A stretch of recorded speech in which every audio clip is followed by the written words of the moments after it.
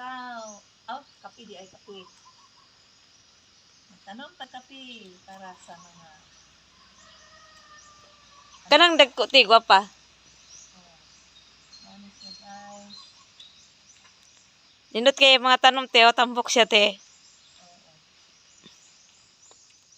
Tanom ta mami. High purpose. Guys, morning kape. Seedlings. Kape Kung makapalit mo ani, naipakapin abono. Barato lang ni siya. Kisa to, magkinahalan o kape, kontak lang sa CDC FAC. Pwede po sa Kinit Farm Supply, Bayugan City.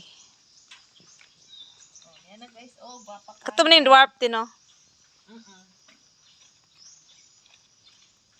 Mag-minute lang.